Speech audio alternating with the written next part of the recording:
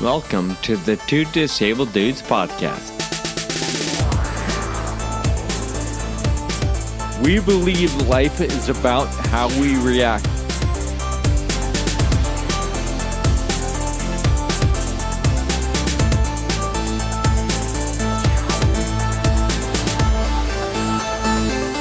Hey, thanks for tuning in today. I'm Sean, and I'm glad you're here. Kyle, I'm glad you're here too, for the most part. Why do you have like weird pauses and stuff in your intro? Because maybe we hit record before I was ready, okay? Maybe. I don't know. Before we get too far into it, I want to tell you right off the bat, I feel a little stressed out today. Why is that? I feel like I have so much to do, even outside of our recording or editing. Like today and tomorrow specifically. I know I'm going to be sitting here at my computer like the entire time, and that just stresses me out. Toiling away. So in other words, I don't want to talk to you too long today. I think we should move quickly. Well, I'll do my best. Like our listeners know, for season 6, we've been doing Sean and Kyle top picks for season 6, right? Or whatever you want to call it. So the category for this particular one is identifying someone famous to have lunch with. Just one person. If you could choose anybody, I say alive, like anybody right now, that you could meet with tomorrow or next week, who would it be? And I know it's unfair, but right now I have 2, and I'm having a hard time whittling it down to my 1. All right. I'm just going to share with you, Michael Phelps is one of them. And to be honest, he's kind of a hidden agenda for me, or a motive. As you know, I ran with the Olympic torch, right, in 2008. That was the year he became, like, the most decorated. He won, like, I don't know, I want to say 8, but that's probably because it was 2008. Maybe he's 12. I don't know. He won a ton of medals that year, right? Right. And I had that torch, and I really want him to sign it. I feel like that would increase the value of my torch significantly. Not only would he be cool to chat with, I mean, he's the most decorated Olympian ever, so he's world famous. So what are some of the things that you would talk to him about? Maybe his diet regimen, like his exercise routine, especially now in his, retirement years of all of, 35 years old. What's he do? Does it matter? I imagine it does, because you see him on TV and he's still pretty healthy and fit looking. So, what are some disciplines he employs, I think would be a fun conversation. And then also what challenges he's been up against in his life. Obviously, there's going to be a few. So how has he worked through that? Maybe how things have changed since he's retired, too. I think that would be interesting. That's true. Like, what are his, maybe, dreams over the next 20 years, He's already accomplished the Olympics. What's left? Right. My other one is purely just for fun and because I think it would be really neat to sit down with Elton John. I think you're right. Not only does he have a cool accent, but obviously he's eccentric in his entertainment, and I can only imagine he's just as eccentric in conversation. So it'd be fun to see how his brain works over lunch. Yeah, I think that would be fun, and compare some of his thoughts to where your own brain might go sometimes, So I think, for the sake of picking my top, I'm going to give you my reasoning right now. I'm going to pick Elton John. And that's mostly because he's getting up there in years. And maybe there's more opportunity or more of a chance to meet Michael Phelps. Yep. assuming he lives for another 30, 40, or 50 years. And Elton probably doesn't have that long. So ultimately, you're shooting for both. You would like to meet both for lunch. Yeah. But Elton, I feel like I should probably hurry on that one. So if any of you have a connection, I'll buy lunch. And we can go anywhere they want. Even a 4-star, Michelin restaurant. I'll make it happen. Kyle, who's the one person you would like to sit down and eat lunch with? So I recently heard a few podcast interviews with Seth Rogen. And he's really interesting, I think, because he's so self-made. There was no role for Seth Rogen before there was a Seth Rogen. Like, he created all of his roles. And he creates movies that he likes and he thinks is funny. And he created a business. There wasn't a mold to follow, I feel like, for him. And he really created all this stuff. And so I think listening to him on the podcast and everything that I've listened to, it's been really motivational to hear his point of view, and then to add my few questions that I have that would relate to things that I'm going through, Yeah, I think I've heard a couple of interviews of his, and I agree. He definitely paved his own path, even in childhood, so that would be fun to chat with him about the way he's worked through life. So, with that in mind, before we move on, who's somebody you would absolutely never want to waste lunchtime with? Like, if you were thinking about it, like, yeah, cool, Seth, we get 2 hours, sit down, have a glass of wine, share some stories. Who do you just would hate to spend 30 minutes with? You know what? I was really trying to think of somebody, and I don't know why, but the Tiger King guy came to my mind. But you wouldn't want to? Well, but then I was like, no, that would actually be really interesting, and just like for the comedy factor, right? Yeah. So nothing is really popping in mind at the moment. I really like hearing all different points of view, I guess. And if it's a lunch and I just have to suffer through it for an hour, like, that's fine. Maybe it's just a fast food lunch. If it's yeah, exactly. I'm gonna, now that you've got me on the Tiger King train, I think of, I forget her name now, but the lady who Carol King, yeah. I don't know what it is. I'm not saying she is or is not guilty, or she is or is not, a pain in his side. But man, I just don't like her energy. I really do not like her persona or the way I don't even like the way she talks or the way she does anything. And that might be unfair. Maybe that's the angle Netflix put on her, or the producer. But I would rather never cross paths with her. Yeah, no, I can agree with that for sure. Anyway. All right, Sean, let's get serious now. I've been serious. This whole thing is serious to me.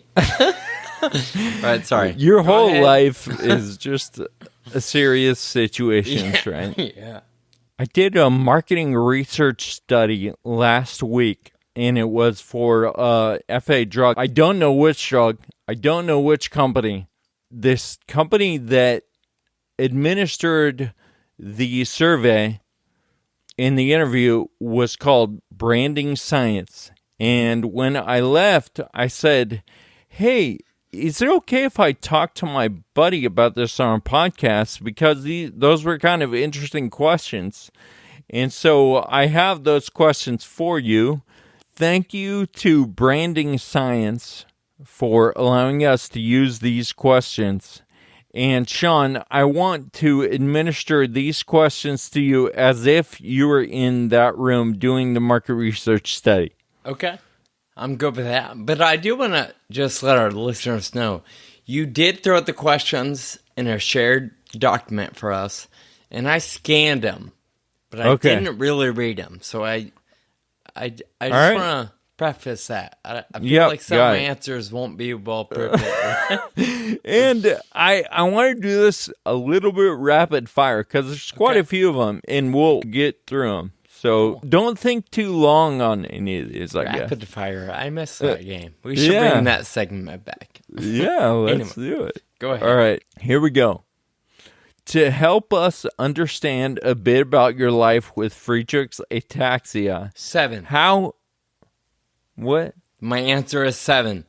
Is that no? We don't need a number yet. Oh, okay. I'll tell you when that. Yeah, that may come later. To help us understand a bit about your life with Friedreich's ataxia, how would you say FA plays a role in your daily life? Please think about today, for example. Just a regular day. How does Friedreich's ataxia impact your life? That's good. Big ones, big things. On a daily basis, right now, the gym is frustrating. I'm in the process of exiting the gym I've been at for years. And the only reason why I'm still there is because it's free. So, due to COVID and, when you sign up, you pay the last month. So I've canceled and I've got a few weeks left. But instead of starting to pay a new gym, I'm just riding out the free time or the prepaid time, I should say. What does this have to do with Friedreich's ataxia? Well, I'm getting there, Kyle. Unfortunately, this gym is incredibly inconvenient for somebody with a disability. Mostly because they're downtown, so of course no parking lot. It's only parking garages. And the garage that's set aside for this particular area is shared for the arena and a hotel and some restaurants, some outdoor pavilion type area. So the elevators closest to the gym don't open, or they don't allow the public to use. They go strictly to office space. So in order to get to the gym, I have to walk to the other side of the garage because the handicap spots aren't even close to the working elevator. And it's a busy gym, so it's rare that a regular spot is available. So I park, I walk all the way over to the working elevator, and then I go up the elevator, obviously, and then I have to walk through this outdoor pavilion area, and it was busy, high traffic, especially at 6 o'clock at night for dinner. And I walk around and through and then into the gym, and then from the gym I gotta go change, and usually the one disabled access bathroom is occupied, most often by what appears to be a non-disabled individual. So I go work in, typical, fight the traffic in a busier space, and I've got my rollator and my bag, and I need some room to not fall over and spread out a little bit. And anyway, then I go start my workout. I have to go back up, use another elevator, head to... Okay. By the time I start my workout, I have already spent upwards of 30 minutes just trying to get to my first machine. And for somebody without a physical limitation, from the time you park to the time you're warming up, maybe 10 minutes. Yeah. And for me, that's, 25, 30 minutes on average.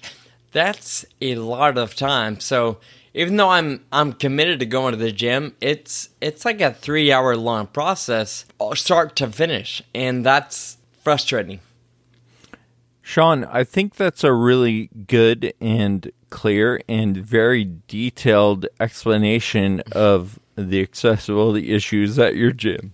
Thank you for that. It's not very rapid, but that's one area where FA is impacting my day-to-day.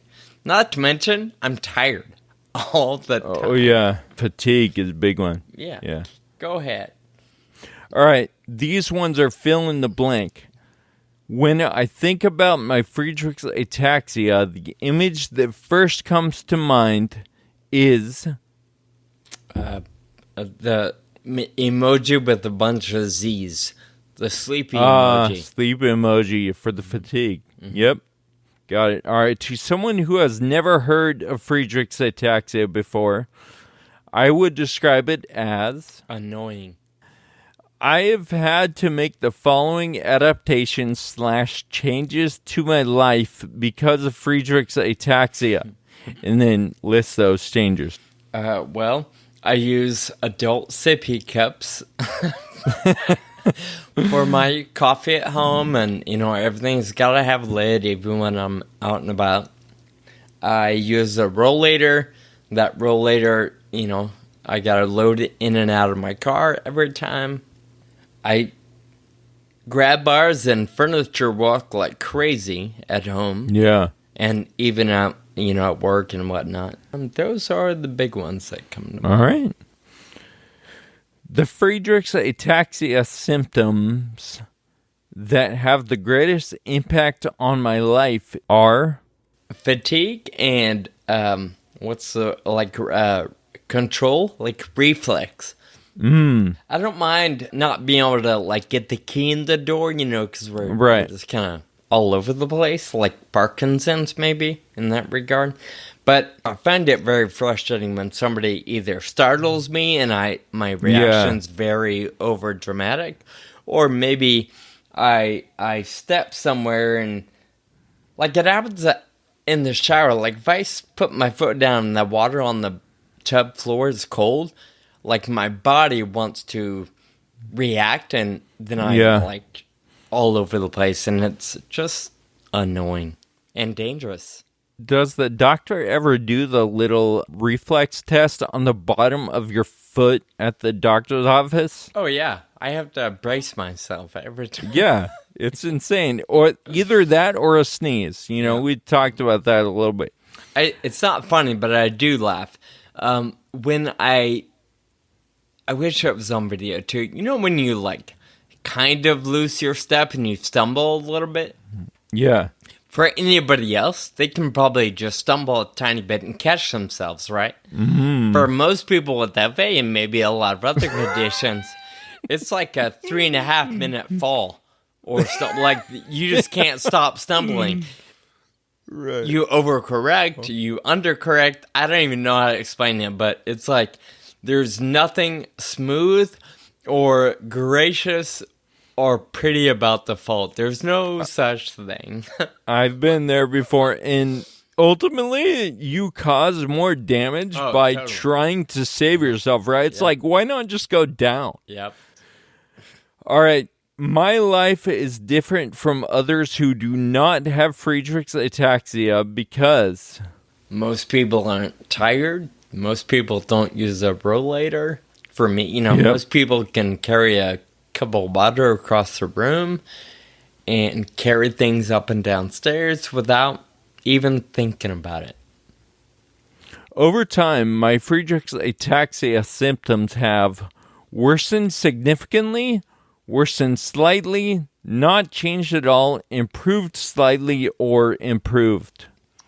Worsened slightly. Thankfully, my progression is moving at a slow pace.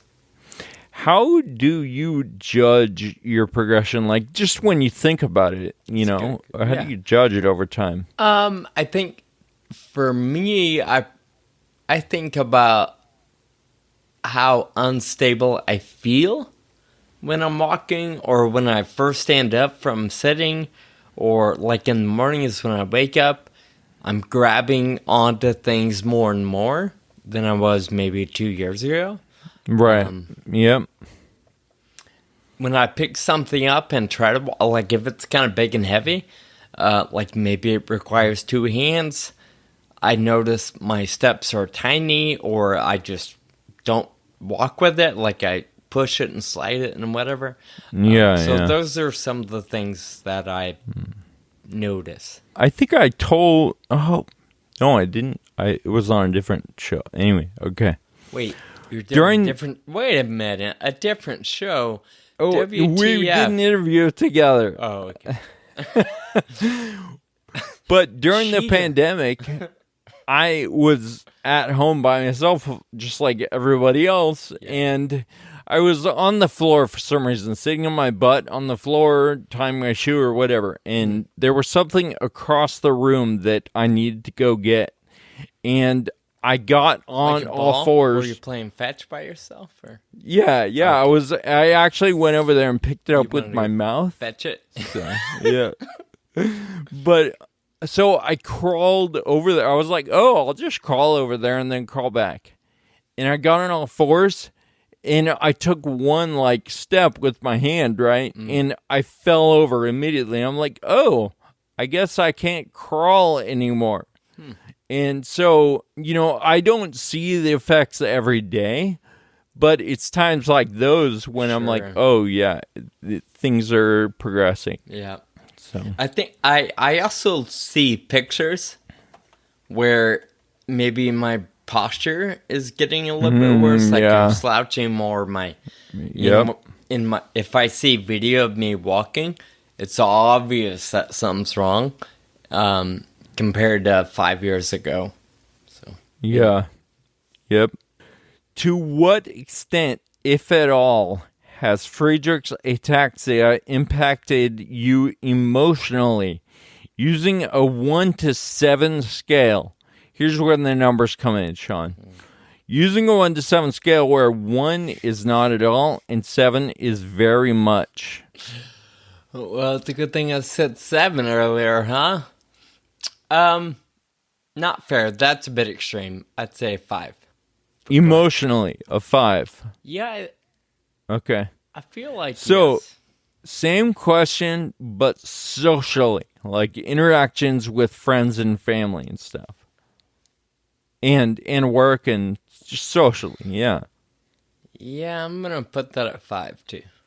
Okay, and now physically. How has it affected you from 1 to 7? I'll put that at 4. 4. Got it. All right. And why did you provide these? Is there any reason you provided these? Kyle. Yeah. I mean, emotionally and what was that? Oh, socially. I rate those a little higher because even though I may not deal with it outwardly on a regular basis. Right. It's exhausting emotionally. Yeah. It's frustrating when I do stumble or when I, do move slow or I'm trying to write something and my hand cramps up really quickly or my writing is just sloppy. Like I was dealing with a car dealership recently and they wanted me to write down a bunch of information. I'm like, okay. So I agreed to go through the process before I realized how much they wanted me to write. And I literally joked. I'm like, oh, this is going to take a minute. They were like, yeah, whatever, take your time. I started writing my name and my address, and I quit. I'm like, I'm not in the mood. I don't care. It's not important to me. I'll come back. And they were like, oh, we can write it for you. I'm like, great. If you can write it, cool. Or give me a computer and I'll type it, great. But if you want me to write, I'm leaving.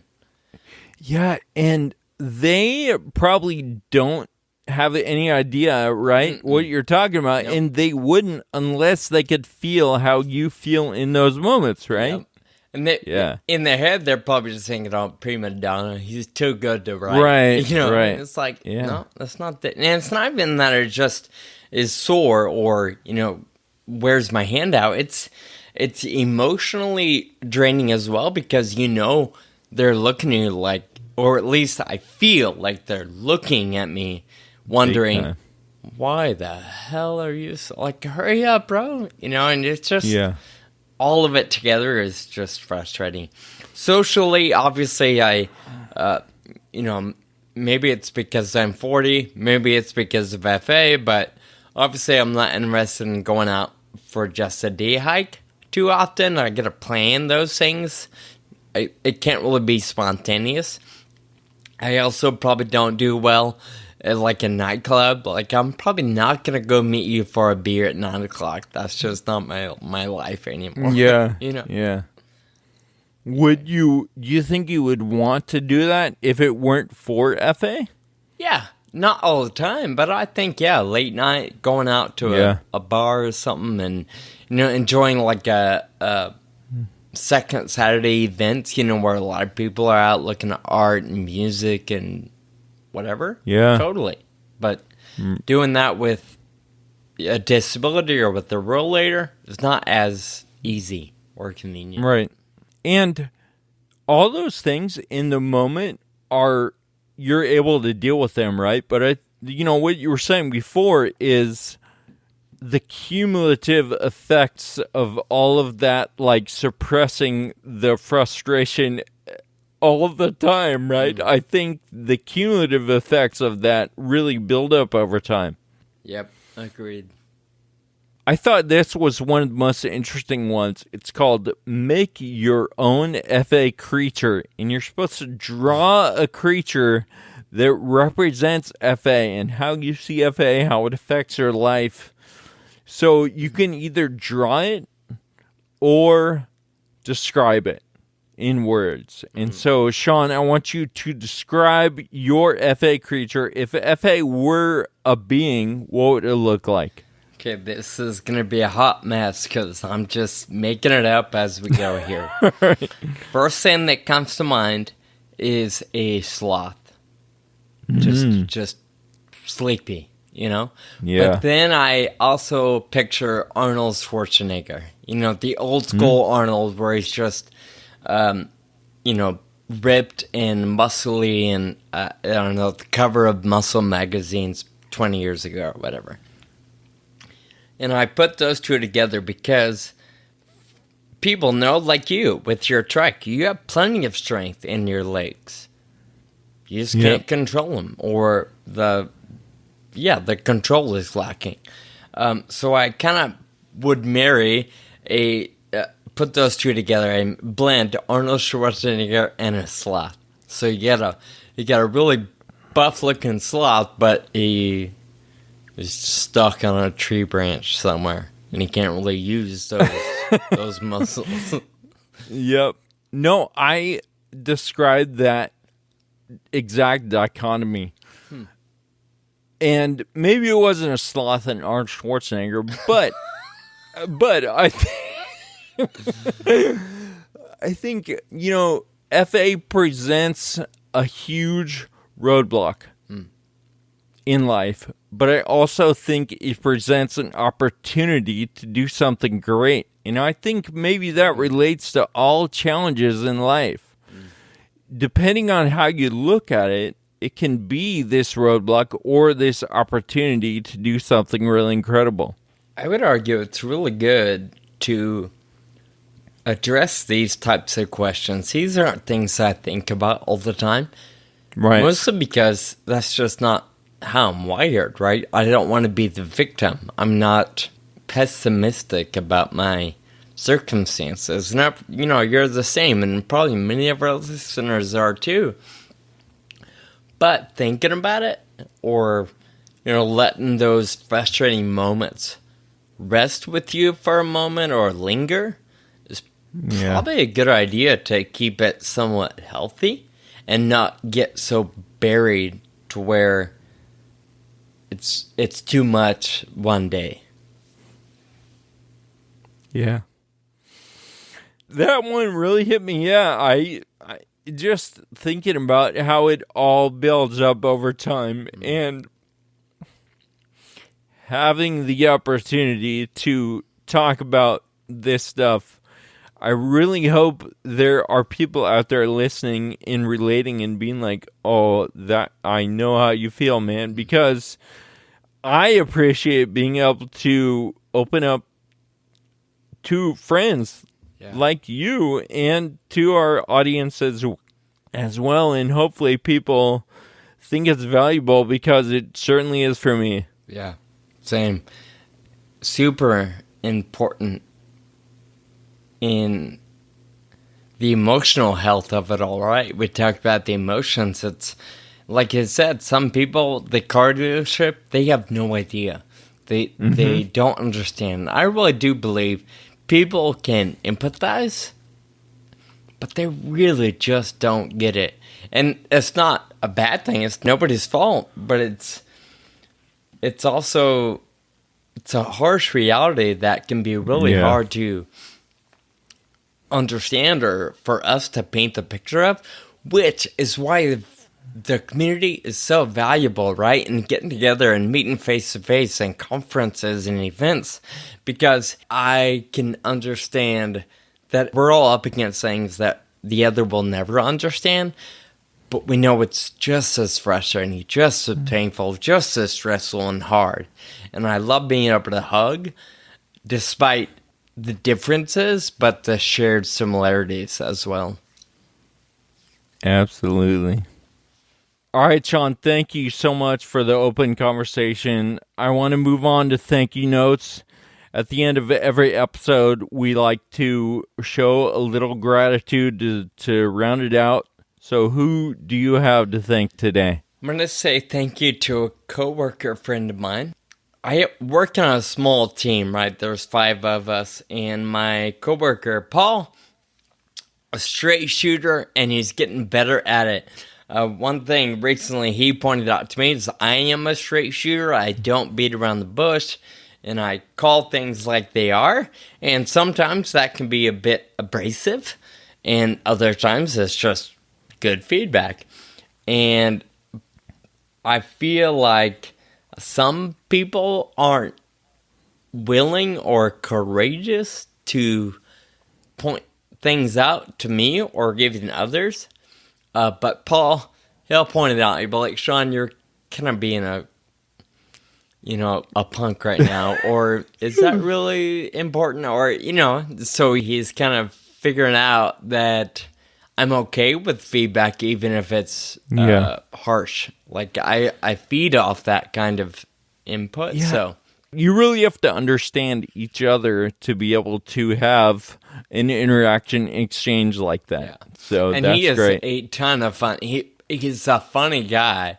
And like most on my team or our team, it's hard to hurt their feelings. Like, we all kind of do have a thick skin. And Paul's just a lot of fun to work with. So, your turn. Who's up for you? I was coming into my condo complex from the bike trail the other day, and there's a locked gate to get in because we put a walls around everything around here, and we really don't want people to come in, right? So, so anyway, there's this locked gate, and you go up the path to this gate, and the door opens out towards you when you're coming in. And you have to have a key. So I'm sitting on my trike and I'm low and it's sloped backwards away from the gate. And I have my key and I'm really struggling. Like, it's not easy to do when you get there. So I'm struggling to turn the key and open the door, and just this guy comes from behind me and helps me out, which, not a big deal, right? But, in that moment, it's like, I just want to get back inside in the air conditioning. And so it was nice. He turned the key, opened the door, waited for me to clip in, which took way too long. And then I just went off. So it was nice of that guy. His name is Justin. I met him for the first time. Nice. Yeah, it's exactly that stuff right there that puts our condition in focus, right? To somebody else, that upward slope and the pull towards you door means nothing. Nobody else would ever think about it. But both of those are huge roadblocks for somebody like you or I, especially when you're in a trike and you don't have the option to stand up and open the gate. Anyway, love that. What's his name again? I forgot. Justin? Paul? Justin. Justin. Thank you, Justin. And thank you to Branding Science for providing the questions for our discussion today. We will put a link to their website in our show notes. And thank you to you for listening. please check out our show notes. Subscribe on all your podcast apps. Tell your friends about the show. And until next time, keep living with urgency. Thank you for listening to the Two Disabled Dudes podcast. This show is possible with your support. Visit twodisableddudes.com to donate. Connect with us on Facebook, Twitter, and Instagram. And be sure to subscribe on your favorite podcast app.